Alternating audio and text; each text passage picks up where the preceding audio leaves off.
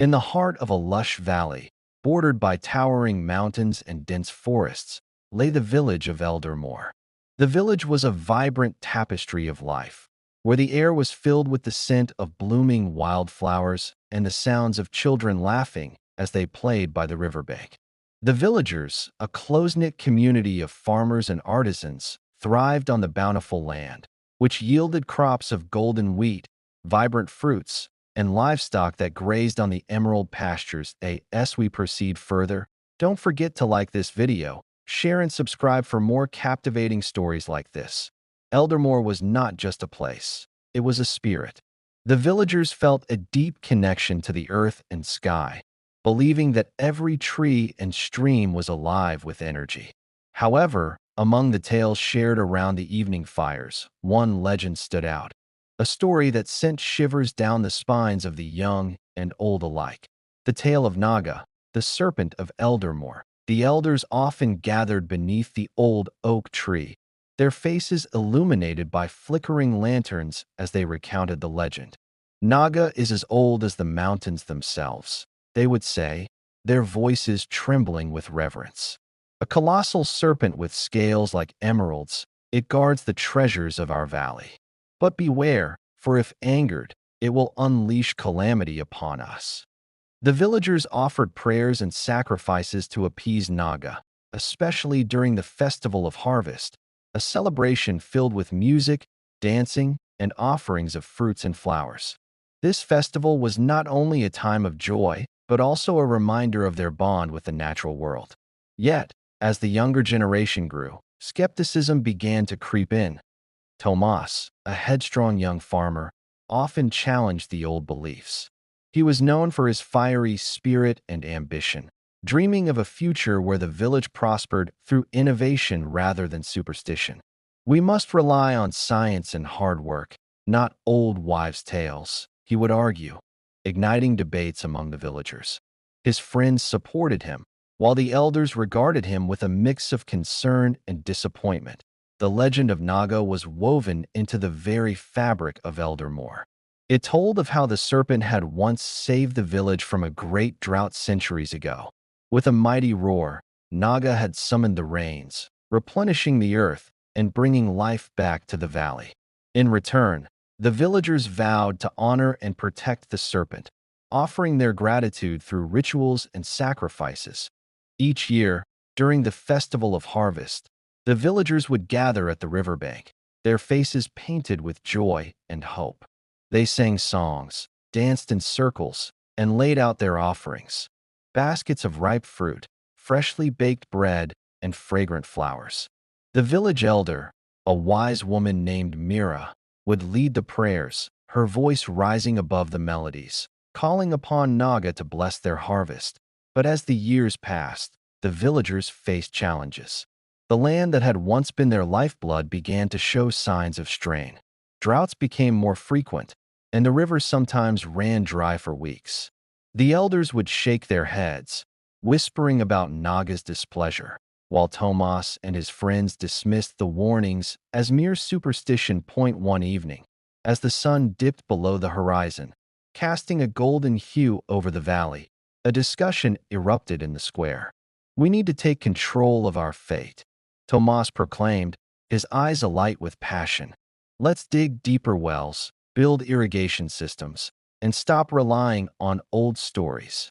His friends cheered, but the elders exchanged worried glances. Mira stepped forward, her voice steady yet firm. "Young Tomas, you must understand that nature is not something to control. It is a force to be respected. Naga is a guardian, not a foe. If we neglect our traditions, we may pay a heavy price." But Tomas, emboldened by youthful arrogance, brushed off the elders' warnings. "We can't let fear dictate our lives. I will not be bound by old tales." That summer, the valley faced an unprecedented drought. The sun blazed mercilessly, and the once bustling river shrank to a mere trickle.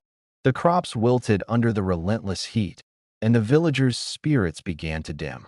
Farmers watched helplessly as their fields turned brown and livestock grew weak from thirst. Whispers of Naga's wrath spread through Eldermore like wildfire, igniting fear and uncertainty.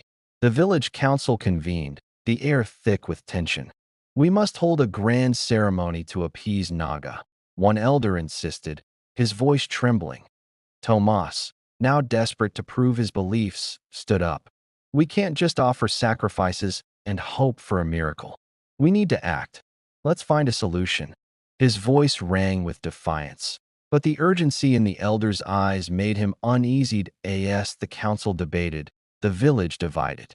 Some supported Tomas, believing in innovation, while others clung to tradition, fearing that neglecting their customs would provoke Naga further. The rift deepened, and mistrust began to fester. That night, as the villagers gathered in the square, Tomas overheard whispered conversations.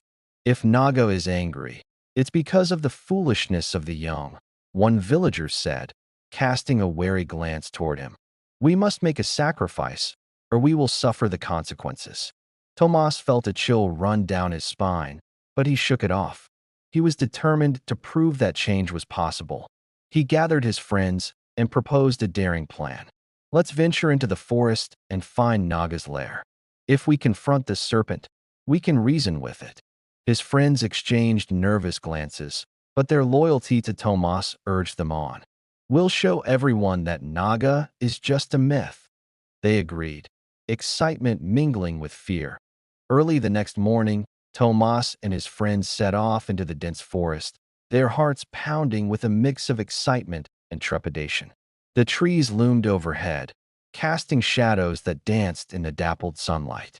As they walked deeper into the woods, the atmosphere grew heavier, and the air crackled with an unsettling energy. After hours of searching, they stumbled upon a hidden cave, its entrance shrouded in mist. Ancient carvings adorned the stone walls, depicting the serpent in various forms, some showing it coiled protectively around the valley, others illustrating its wrath. Tomas felt a surge of adrenaline. They were close. With a deep breath, he stepped inside, his friends hesitating behind him. The cave was dark and cool, the air thick with the scent of damp earth. As they ventured further, a faint glow illuminated the cavern, revealing a sight that took their breath away. There, coiled around a mound of gold and jewels, lay Naga, the colossal serpent of legend. Its scales shimmered like emeralds, and its eyes glowed with an otherworldly light. Tomas's heart raced, both in awe and fear. "This is it," he whispered, his voice barely audible. Naga stirred, its massive head lifting to regard the intruders. "You dare disturb my slumber, foolish mortals?" The serpent's voice rumbled like thunder, echoing off the cave walls. Tomas, though trembling, stepped forward. "Great Naga, we come seeking your help. Our village suffers, and we wish to understand why." His bravado wavered as the serpent's gaze bore into him. The Naga's laughter echoed through the cave, a sound that sent chills down their spines. "You seek my power, yet you do not honor the bond between us. You have forsaken the very traditions that protect your home. Tell me, young one, are you prepared to face the consequences of your arrogance?" Before Tomas could respond, the ground shook violently. The cave rumbled, and a blast of wind rushed past them. "Leave now, or face my wrath," Naga warned, its eyes blazing with fury. Terrified, Tomas and his friends stumbled back, their minds racing. "We need to get out of here," one of his friends shouted, panic rising in his voice. But Tomas, driven by a mix of fear and desperation, stood his ground. "No, we can't just leave. We have to make this right," he yelled, raising his voice above the chaos around them. Naga's gaze narrowed, and the serpent coiled tighter, its scales glinting ominously. "You wish to bargain? Very well. But know this, power comes with a price. Are you willing to pay?" Tomas hesitated, his heart pounding. "What price?" he asked, his voice trembling. "A sacrifice," Naga replied, its voice low and resonant. "A sacrifice of true love and selflessness. Only then will balance be restored to your valley." The weight of the serpent's words hung in the air, and Tomas felt a chill run down his spine. "What kind of sacrifice?" he whispered. Naga's eyes glimmered with ancient wisdom. "Only you can choose." What are you willing to give up to save your village?" Just then, the cave trembled violently, and water began to seep in from the walls. Tomas's friends screamed in terror, realizing the danger they were in. "We have to go, Tomas." "Now," they urged, but he remained rooted in place. "I can't leave without trying," he shouted back, desperation fueling his courage. "Tell me what to do." Naga regarded him with a mixture of amusement and disdain. "You seek to challenge fate? Very well. Return to your village and contemplate your decision. The choice is yours, but know that time is running out." With that, the cave began to collapse, rocks tumbling from above. Tomas turned to flee, his heart racing as he led his friends out into the daylight, the brightness contrasting sharply with the darkness of the cave.